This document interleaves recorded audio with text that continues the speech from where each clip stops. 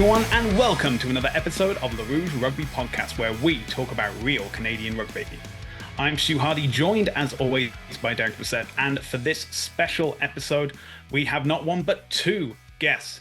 We have Tim Matthews and Jamie Cudmore, the respective leader of the Arrows Academy and the head coach of the Arrows Academy. Gentlemen, thank you both for joining us this evening. Yeah, great to be here. Thanks for having us. Likewise, boys. Good to see you again. Great to have you back. And that said, normally when we have guests on the podcast, we'll ask them, questions of how they got into rugby. But the great thing about Jamie and Tim is this is their second appearance. They've already been on. They've already answered those questions. And if you want to find out more about that episode with Jamie, that was episode 46. And our episode featuring Tim was episode 157. And if you're watching on YouTube, those episodes are in the description below. But Tim, we're going to start with you because last time we interviewed you, you were involved with the Toronto Arrows. Unfortunately, they're no longer with us. When we've had other players on, such as Lucas Rumble or Mitch Richardson, they told us that you were the person that reached out and informed them of the unfortunate end of the team. So we've had the player perspective, but from the background perspective, how did things unfold for you? Yeah, it's boy, you're taking me back. It feels like a lifetime ago, even though it wasn't that long ago. So what I can say is that, from Bill's passing until the unfortunate announcement or the call had to be made about, not playing in the MLR, there wasn't a lot of time, to work through things. And then ultimately, what I would say is that at every stage, we tried to make sure that we gave it everything we could to see through a season, to make a season possible. But when it got to a point where we were going to begin making commitments that couldn't be unwound, we knew that we had to make a call, just so that we could make sure that we did everything we could to do right by the players, the coaches, the front office staff, the fans. And now I know that some folks will hear that and say, well, how could you have signed the players? Like, isn't that the biggest commitment? But most folks who are sort of on the inside would know that the vast majority of those signings happened in the summertime before Bill's passing. So I appreciate that the optics would have been a little bit confusing for folks, similar to the rebranding. But trust me, that was, the last big project that we worked on with Bill. So all of those things have been set in motion well in advance. But it was it goes without saying, a very challenging time. And the analogy that I've used is we knew that the plane was going down, and the work for us was to make sure that we gave everybody, as many people as possible, a parachute as early as possible, and tried to land it as gently as possible. I'm not sure what else I could say about that period. Yeah, and Jamie, a similar question, and then we'll get into some positivity on how we're all building coming out of this. But you obviously kind of very recently joined the Arrows organization, kind of after the MLR season, became the new head coach of the academy. How did that kind of, like, the news of the big MLR club folding, kind of, how did that impact what you were doing, what you were building or planning on building, like, with the Arrows Academy? So yeah, I think as Tim said, everybody was in trying to do as best we could and get as soft a landing as possible for everybody involved.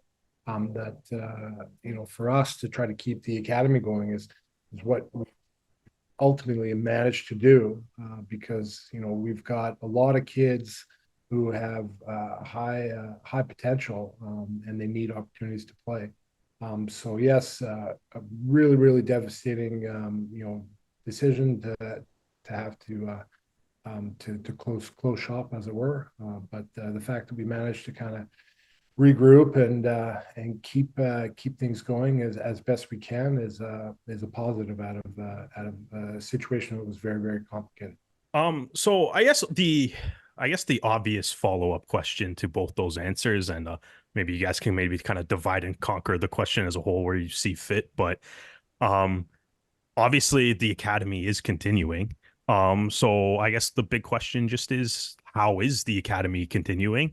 What is kind of your plans? Like, you guys are obviously still using like the Toronto Arrows. So Jamie, you're wearing an Arrows shirt right now. Tim, you got the Arrows hat behind you. Still called the Arrows Academy, using all the branding and stuff. So like, how was is the academy, I guess, able to continue on? Do you guys still like even like even the simple things, like do you guys still own like the trademarks and the abilities to use like the Arrows logos and stuff like that? How has all of that shaped up since the MLR team folded? And like, what was your process? I know this is a big question, but what was your like the process of continuing on the academy to the point where you guys are gearing up to play a game this weekend? Yeah. So Derek, I think you hit the point there. It's complicated is the short answer. But I would say that it's fundamentally based in goodwill and good faith, that we're just trying to keep a net positive program running in the future. Like Jamie said, there's still athletes with high potential that are looking for more. It's with Jamie and some of the other coaches, there was high caliber coaches that were around. And so we really just sort of change gears into figure it out mode. How can we make this happen? But I think a big part of that as well is us working in collaboration. You would have seen the press release around us working with Rugby Ontario, to sort of say, look, we all know that there's a gap with senior men's high performance programming. So what can we do together? Naming rights, I think, is probably a little more along the lines of just making sure everybody knows who it is who's trying to drive this, and we're just working together. But it's effectively the same folks with similar logos, but in a different sort of technical format, but running a program. As you say, we've got a game this Saturday and building toward the Coast to Coast Cup. I think that's the big piece that Jamie and I really focused in on when, we saw the direction that things were headed. Is we had some really big plans for the academy in 2024.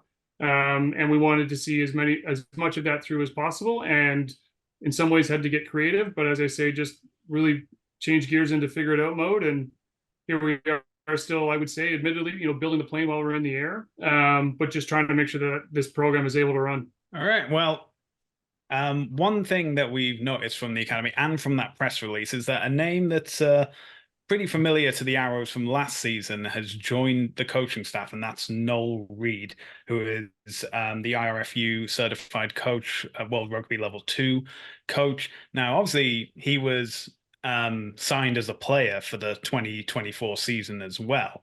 So was it always the intention of bringing him into the fold? And Jamie, have you found working with Noel so far?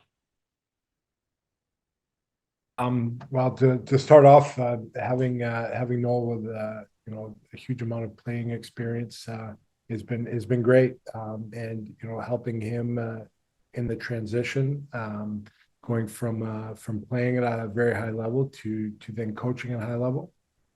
It's something that is not easy to do, and I think the fact that we've managed to keep the academy going and he can get his feet wet, kind of step by step in that transition, I think is going to really bode well for him for the future.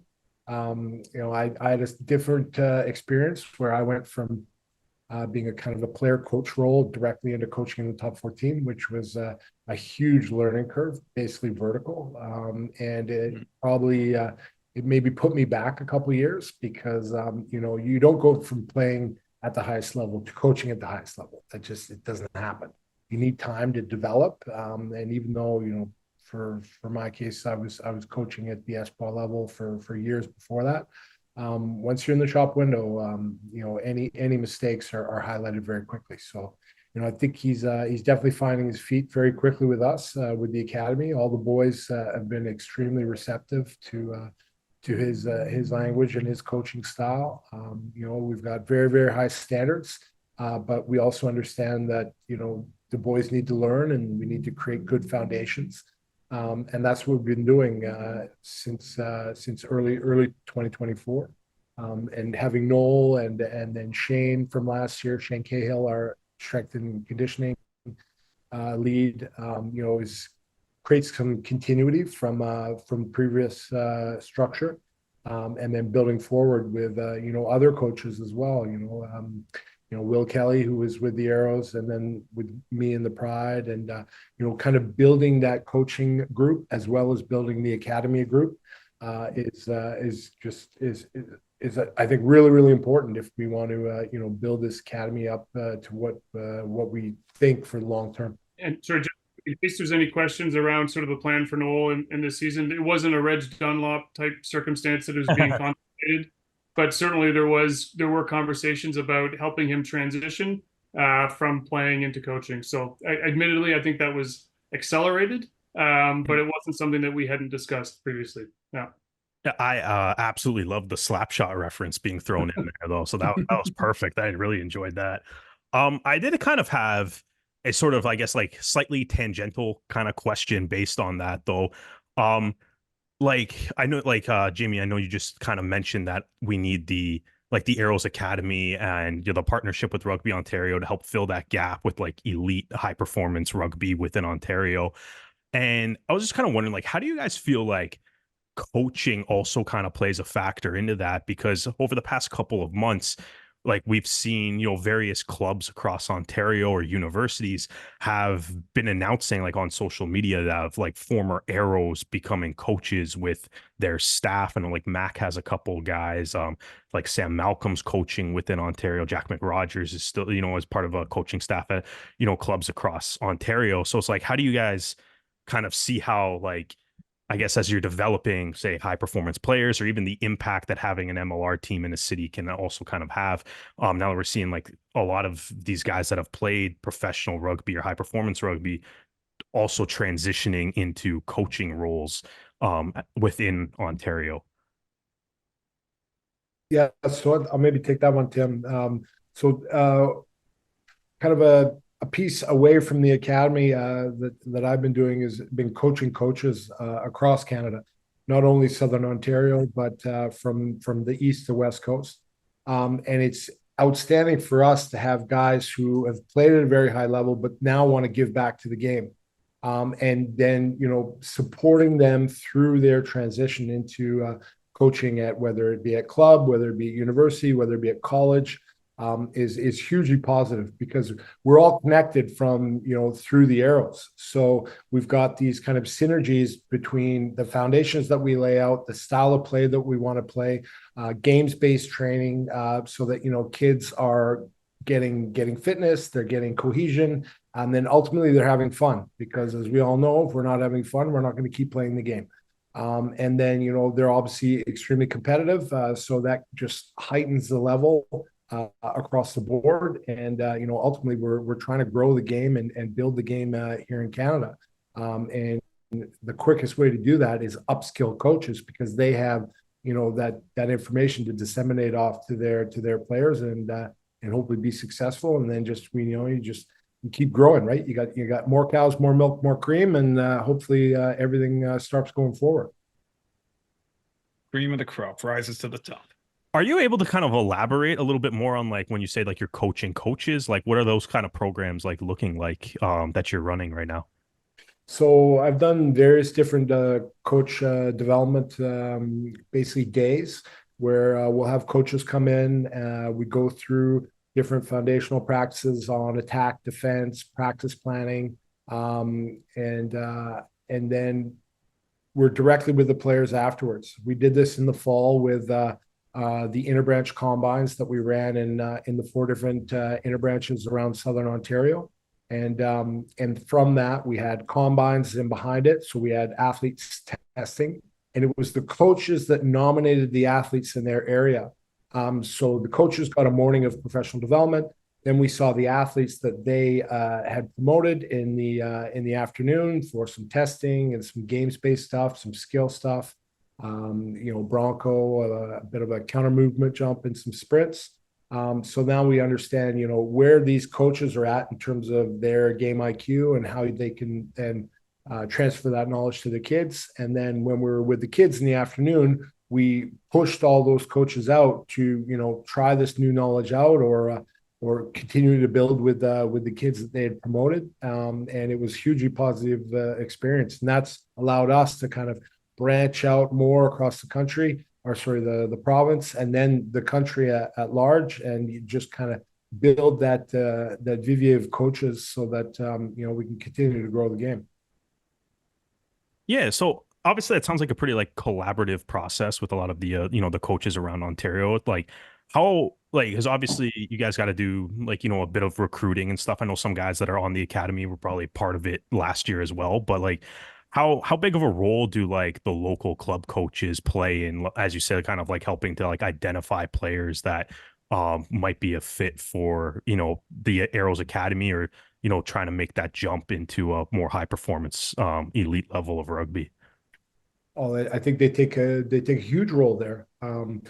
Previously it was very university athlete based, and I think we're doing a disservice to the kids across the province and across the country, because not everybody goes to school. Not everybody has the atypical kind of high school, university job life plan. Guys they drop out of school, but they're still playing rugby. They're maybe doing a trade. They're maybe in college. Maybe they are in university. Regardless of where they're from, if we have a good network of coaches around the area and they promote players because maybe they have speed, size, or skill, or they have some type of maybe X factor, grit. Those are pieces that we need to know about, and then get them in our environment and build together. Or if not, we've already been out with those coaches, so we're all building off the same foundations. And then when we do manage to come together, whether it be for interbranch rugby, whether it be for academy games, whether it be for Ontario under-19s, we're all kind of working off the same foundational playbook. And it just allows everything to be vertically integrated. And when they do come together for those weekend camps in the summer, or maybe some winter stuff that we're hopefully having in the fall and into Christmas, everybody knows what we're talking about when they show up. We're not reteaching people because we don't have very much time and it's a lot of distance. These things at the very beginning, we can start working on tactical understanding and games-based understanding, so we're more successful on game day. Okay, so we have this new competition across the East Coast titled the East Coast Rugby Championship. And it involves, 5 Canadian teams and New England. We'll get to them later. But how did this competition come about to begin with? I think it was a fairly organic process, truthfully. There's programs that are popping up. You'll see from the different teams that are in it, as well as the Coast to Coast Cup, which I'm sure we'll talk about as well. But some are provincial teams, some are regional teams, some are academies. They're ultimately just clubs and players and programs that are looking for additional competition. So what used to be sort of, you give us a game, we'll give you a game, you do a home and home type thing. If there's enough programs doing that, you can pull it together, put some structure around it. And in the age of, social media, you can get some fans and you can get some views on this, and give aspiring athletes, but also the ones in the programs, something with just a little bit more substance than clubs, sort of that heightened level, and try and put some energy behind it. The last piece I would add as well is, Stu, we're going to get to it in terms of New England and the MLR academies, but I'm not sure the last time was you tried to fly across the country and what you saw the plane ticket price, and try and think about flying an entire squad across the country. The economics are very difficult to pull off things like historical structures like the CRCs. So the ability to get in a car, a van, or even a bus to get some high quality competition is one that's more appealing perhaps than it was in the past. And one of the things that we talk about is, maybe a little more north-south, finding higher level competition games isn't the worst thing in the world, because east-west is pretty expensive and hard to pull off. Yeah. I guess a part of, maybe a little follow-up to that, Tim, but you kind of mentioned it, that there has been a handful of like other high performance programs that have been popping up in the last couple of years, such as the Atlantic Privateers, who you guys are playing on Saturday, but also like the Vancouver Highlanders back out on the West Coast. And it seems like every now and then you hear like news of a couple more kind of popping up. Is there kind of like a sense of like the Canadian rugby community kind of identifying like maybe a little bit of a gap that's been in Canadian rugby for the past couple of years, and how that and like kind of everyone seems to be, having like a couple different philosophies, but all trying to start, various different types of like regionalized high performance programs to kind of maybe build some sort of, I guess, maybe like an elite competition, but also find a way to get those more like more game time, more development for the players. So I guess the question basically just kind of sums up is like, are people kind of viewing that there's a gap that now teams seem to kind of be stepping up to kind of fill within the Canadian high performance rugby structure? Yeah, I think so. And the other piece too is I think it's taking some lessons from the past where, fully subsidized or fully pay to play programs can fall off, with decisions here and there. The attempt to stand up sustainable programs that have local roots and local support that can weather sort of changes in, at different levels, but still ultimately provide a consistent, repeatable program and a pathway for kids and in a lot of cases parents and families to get behind is incredibly important. So yeah, I think it's just a little bit of, we know what works for us. Look, I mean, I played in the Super League 20 years ago and it was awesome, but it wasn't economically sustainable, and that's why it fell off. So I think you are finding local solutions that work for the area. They're all pretty similar, but they're also nuanced for their local area, depending on the club season and the school seasons and the local community support. But I see it ultimately as net positive because they're coming from a place where they are aiming for sustainability rather than fully subsidized programs. Yeah, so I did mention earlier about like New England and including like MLR academies. Obviously, it's easier to work with 6 teams than add, say, other MLR academies such as DC's Academy, Young Glory, which I think is an excellent name for them to choose. But one of the games that you're playing, incidentally, against the New England Academy is going to be held in Syracuse in New York. And now my geography isn't great, but that's in neither Ontario or New England. I can understand, looking at it on a map, it is basically the midpoint between both. So I think that may be the reason why it was chosen. But was that like an agreement the team made with New England? Or is it another means of exposing rugby in these environments that potentially can gain more fans going forward? Yeah, so I think it's a little bit of both, but it would be, insincere if I didn't say that, yes, it being in the middle makes sense for both clubs to get there. Syracuse also does have a good, strong program that they're building and investing in.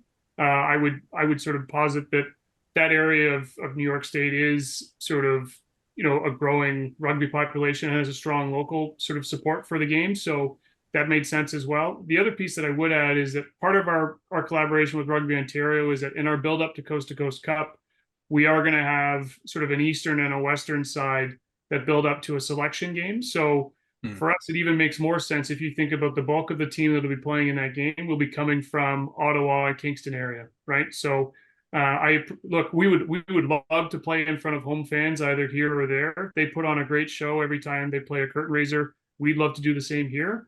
But for this year, it just made sense on those fronts for us to play in Syracuse. But it's not because we don't think about playing in front of home fans. There's just other things that we have to factor in.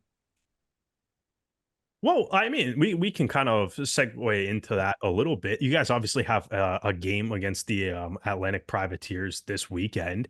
So like, how excited are you to kind of, I guess, get the first kind of Arrows Academy in this sort of new era of the organization, get it off, and can you give out some, like, I guess, a couple like details on the game and like, if people have to like buy tickets or if you can just show up, things like that. But like just kind of what you guys got going on this weekend. Yeah, I'll talk from the logistical side, and then Jamie can talk about the squad and the build up because we put in quite a bit of work here to get the team to where it is heading into this weekend.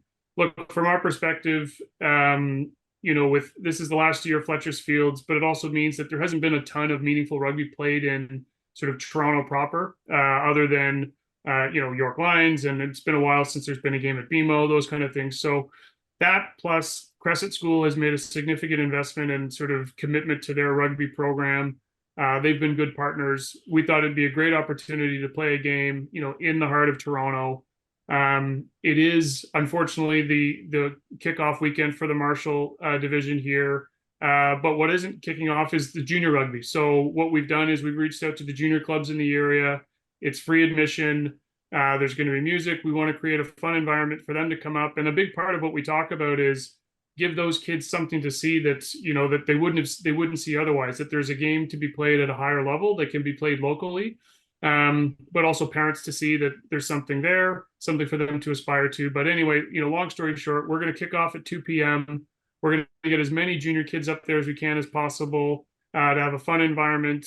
Hopefully the weather, cooperates with us here. But the Privateers are a great side. We're looking forward to having them here. We'll just have some fun and try and put on a good display of rugby for the community. That's definitely what, on the playing side, we're extremely excited about is, getting our guys out in front of, a few more fans than we've had over the last few weeks with our two warm-up games. We played against Balmy Beach a couple of weeks ago, and it was a good first hit out, even though we had a major downpour for most of the game, and it was more kind of a scenario based, kind of combined training with Balmy Beach, and then last week we went through two 30-minute halves with Brantford Harlequins. And then we added on a little 15-minute piece at the end because a few of our younger guys needed a bit more time. So we're extremely excited to actually get to, down to the nitty-gritty of like proper competition. It's been great. As Tim said, we've had I built the West and the Eastern group because since the beginning we've had about 200 kids under our control during various times, and we said at the beginning with the arrows going under, we had to provide something for these kids. So now that's where we're at. We're finally we've got to the point where these guys can get out on the field, and basically what we're trying to do is we're proposing a better level of competition up and above club competition, this is what's so exciting. It's been a bumpy ride, as Tim said, but we've managed to get to the point where we're finally having some meaningful games in front of fans, and hopefully, as we said, we have a great fun environment. There'll be food trucks, there'll be some music, tons of kids running around, and after the game, obviously everybody's going to be on the field, and hopefully there's some photos and some autographs, and we create a real buzz for those kids that are there. And then, year after year, it just keeps growing. So you're mentioning the East and West groups, and it's also mentioned in the press release that you've got a 3-phase plan, and phase 1 includes the game against the Atlantic Privateers, as well as the East Coast Rugby Championship, and that phase 2 you'll be having a Ontario East versus West game at Fletcher's Field. Jamie, from a coaching perspective, what are you looking for from the East Coast Rugby Championship to then be able to select players for this East versus West game later this year? So we're trying to provide game opportunities for as many players as possible. So it may be quite foreign to a lot of coaches in that, and I struggle to say this, but it's ultimately long term is what we need to do. We're not actually trying to win. If we do our structures right, if we play properly, we will win our game. But that's not the full focus. The full focus is having game experience for more players, just like we did with the coaches. More coaches getting upskilled, coaching more players grows the game. And this, having more kids play at a better level, grows their game IQ, grows their game understanding. And then at the end of it all, once we've had all these kids come through all these different games, then we get to a blue versus white game.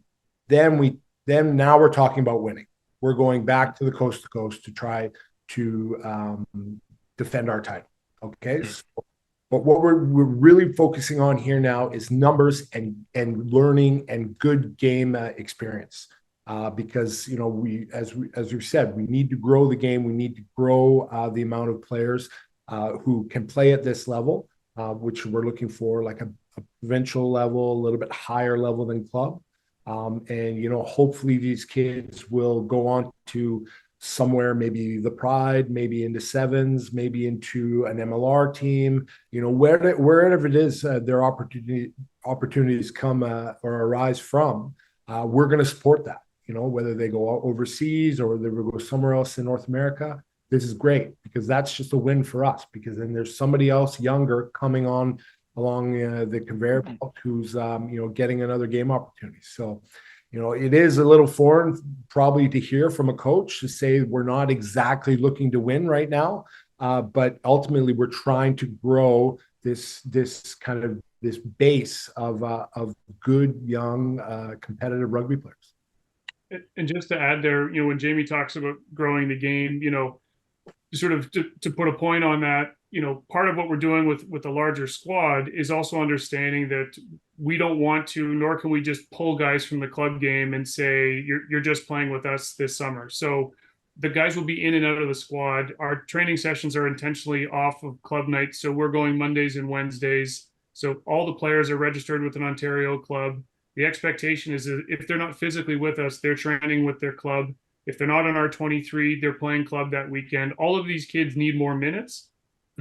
So the effort there is to really make sure that we don't decimate any one club. We actually work together, because if we can have more engaged rugby players between the ages of 18 to 24 still aspiring towards something, they're still playing club. If they're not with us, we're going to raise the level of the local club game as well. So that's a really intentional part of what we're looking to do with the program here. I kind of feel like you might have just answered this question, but it was something I was kind of curious about, though, in saying like you want to try to get more people or more players, more game time. Is there, like, for like the game against the Atlantic Privateers and any of those are just like normal 23-man rosters, or are you guys playing with like, expanded to like 30, like some pro teams have done in like exhibition games and stuff? No, so we've had our larger squad games already, and those were in our 2 preseason games. But now, as Tim said, we need to be mindful of the club opening weekend. So we'll run with a 24 game day 24, and the rest of those kids will be obviously available to play with their club teams on the weekend.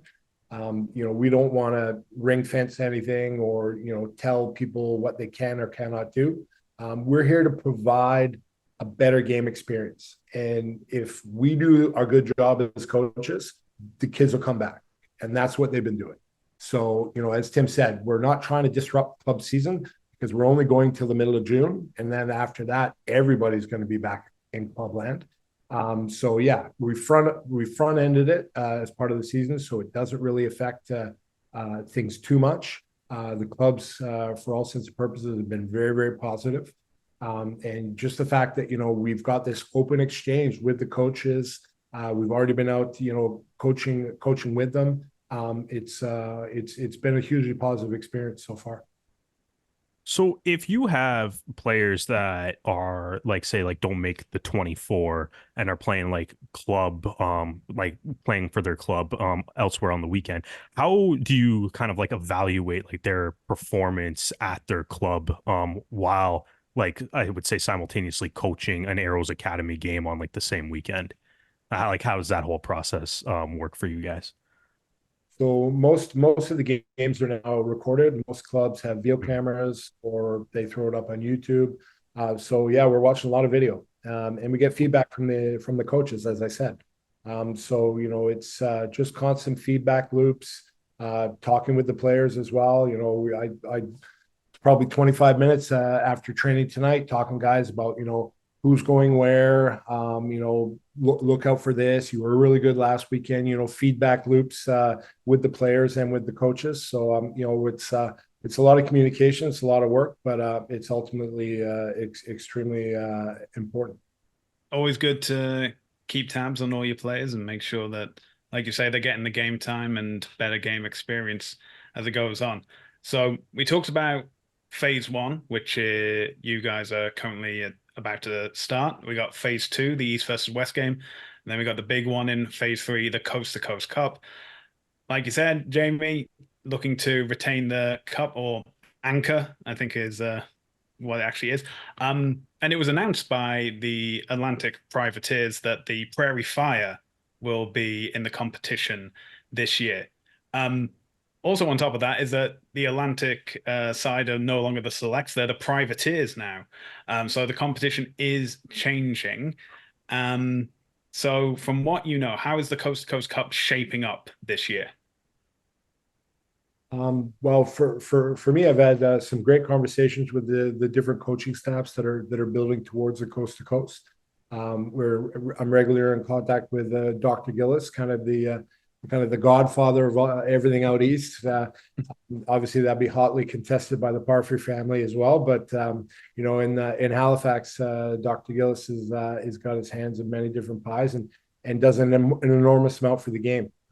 So we're obviously in regular contact and building and organizing and making sure that you know we can all put on a great event in the end of June, and yeah, we look forward to getting out there and hopefully being successful again.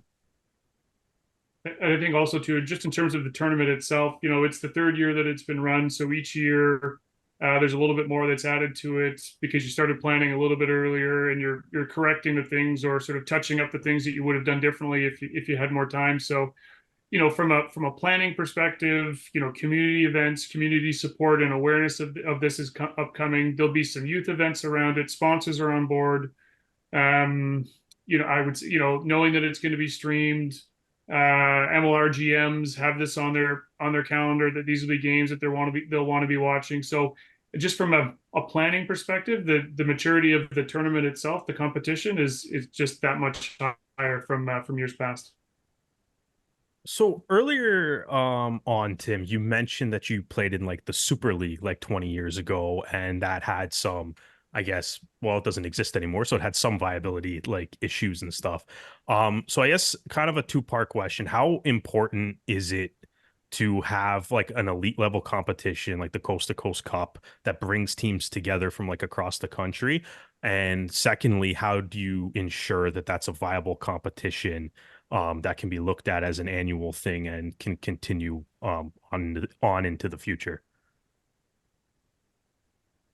Yeah, I mean, looking to the future is always a tough one, but I would say, you know, in terms of these competitions, look, I mean, having a trophy or a cup or a piece of wood with tinfoil wrapped around it matters, like playing for something, right? So, and I think that, you know, the longer things like this can go, the more momentum and the more significance they can take on. So that's what I've seen with the Coast to Coast Cup. You know, we talked about New England, and Stu, you mentioned some of the other, you know, MLR Academy sides. There have been inquiries about how they can be a part of this because friendlies and exhibition games really only get you so far. It's tough to do a league just based on the cost structure that introduces at a level. So we do have to be mindful of that at this level. But if you think of it as like, you know, junior hockey type thing, if you could build some type of regional Memorial Cup or something along those lines where there's regional qualifiers and you play up to something, I think that's something that has legs. But again, I would still go back to the local underpinnings of each of the teams. I think the lesson, from my perspective, the lesson that's been learned is you need the franchises before you need the league. And so I think if we can continue down this path where we're helping to entrench franchises, the leagues and the competitions will form off of that. But trying to say that you need to start with 6 teams and not arbitrarily, but just sort of picking teams that have to be in it is a bit, I think it's the reverse order. So the way that we're going about it now, and the teams may change and they might change names, and it, you know, there'll be a little bit of adjustment, but it's still ultimately happening in the region with the same players. Maybe the jersey's a little bit different, but they're playing towards something that's meaningful. So I think for those of us that are watching the game from Toronto, the first game of the Coast to Coast Cup last season, visibility was an issue with the fog rolling in, which I think gave the Atlantic Selects a bit of a unfair advantage. But then again, it's home field advantage, so you make do with what you can. So I don't know if that's included in your training schedule, Jamie, of how to play to those kind of conditions. But obviously, this season you'll be going to Syracuse as well. There's the final of the East Coast Rugby Championship in Quebec on the 2nd of June. So for these guys going to all these, or having the opportunity, I should say, to go to all these locations and experience rugby in a different part of both Canada and North America, what has been the feedback to you guys, both from the kids that taking part, as well as their parents or the support structure as well? Maybe take that, Tim. For us, it's been extremely positive on the rugby side of things. Obviously, there's the complications with distance, hence why we kind of tried to go east and west of the GTA. We had a couple of kids at the beginning kind of trying to cross the GTA and around rush hour, and it was taking them 2-3 hours to get to training, and that's not fair on anybody. So we really tried to stop that and have kind of roving training sessions that are in areas that are easier for the boys to get to, and girls. We've had girls out at our training sessions as well, and for me, everybody's invited to our training sessions. The fact that we've kind of had these roving sessions, and those that could make it have come out. It's been hugely positive returns, not just from players, but from coaches and parents. It's as Tim said, we're kind of building as we fly, but in the future, we'll definitely try to refine things. We'll have communication out earlier.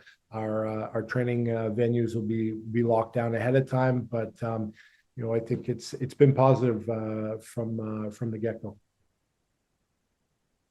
Yeah, and I think if we hit on our one of the things we aim to do is to offer more for those who are looking for more. So when you ask about the parent question, or the athlete who's 22 and they're sort of done with most age grade stuff, and they've perhaps finished a degree or a diploma, what's next? Where do I play next? We can keep them engaged. What we want to really avoid is anyone feeling stretched or torn between programs, right? So we worked very collaboratively with the Canada under-20 side in their programming, what they're doing right now to prepare for their 2 tests against the United States. We don't want, a 19-year-old, worst case scenario is a 19-year-old is sort of betwixt and between and doesn't know where to go and gets stressed out. So we're trying to make sure that we offer the what's next or where can I go, providing a clear pathway, but certainly without confusing anybody across programs. Yeah. So as you guys kind of look forward, obviously the game against the Atlantic Privateers this weekend, full season ahead. What in both of your minds, maybe from like Tim, from like the off-field stuff, Jamie, obviously the on-field stuff, what is like a successful like 2024 for the Toronto Arrows Academy look like to you guys? So for mine, I'll let Jamie sort of wrap up with the fun stuff, which is the rugby side and really why we're all here. But I think what the Arrows really started to prove was that there's a market for live sporting entertainment that's affordable and accessible to families. Look, I love the Toronto sports teams as much as anybody, but I can't take my family there without sort of some serious financial planning, right? If we're going to go down to a game. So success for us is if we can put a product on the field that's live entertainment, but also that families can realize that they can go to and have a different experience that won't break the bank. That's a big success for us, because at the same time, that's something that's appealing to potential sponsors and folks who want to be a part of the program from a support perspective. So I think for me, that's the big one, is that if we can sort of prove that out, that there's something there, sort of that live game day experience, and then a team that you can root for, and as well as some other ways where you can be involved in the program. That's success for me coming out of this season. No, it's and on the field, we just, as I said earlier, we want more kids having a good game experience and learning, building that rugby IQ. As we know, a lot of guys and girls come to the game very late in Canada. So we're trying to accelerate that games-based learning so that ultimately they can be successful. We're having fun, you're winning, you're going to want to keep going. So that's definitely what we are really pushing. So it's skills based, learning around proper foundations so that they can use their athletic abilities to be successful. So for us, more kids playing at a better level is success for us. And then once we get onto the field on Saturday, we want our kids to put out a good product. Good flowing rugby where we keep the ball alive and aggressive on defense. And if it's a win, that's great. It means that they've done their job. If it's a loss, well, we're learning and they're learning and we're building for next week. So ultimately, we want to have fun with it, and we want everybody to have a good experience and keep growing for the future. All right. Well, we're definitely looking forward to seeing how the Academy does both this Saturday and for the season ahead. And if you enjoyed this episode of the podcast, make sure to check out more episodes as well as our written pieces on our website, therougerugby.ca. You can also find the podcast on Spotify, S4P, and Apple Podcasts. We have our YouTube channel at The Rouge Rugby with episodes of the podcast. Make sure to like and subscribe and hit the bell notification to stay up to date with all our videos. We are also available across social media, including Facebook, Twitter, Instagram, TikTok, and Threads, all at The Rouge Rugby. So this game on Saturday, Tim, Jamie, what do people need to know about this game? How can they get to it? When's the kickoff? 2 p.m. kickoff at Crescent School, just north of Lawrence on Bayview Avenue in Toronto. So just south of the 401 or just north of the Bayview extension, depending on which part you're coming from. And no entry fee, right? No entry fee. Thank you, Derek. Yes. That's the best part, though. That's the best part. Come on out and check out the game. Absolutely. Fantastic. Derek, where can people find you on social media? At Brissette the Jet across all social media, and I guess at Crescent School around 2:00 on Saturday. So that'll be a good time, guys. Right on. And you can find me across social media at Hardman, spelled H4RDMAN. Well, Tim, Jamie, thank you so much for joining us for this episode. Derek, as always, thanks for joining me. And thank you all for joining us for another episode of the Rouge Rugby podcast, where we talk about real Canadian rugby. We hope you can join us again next time.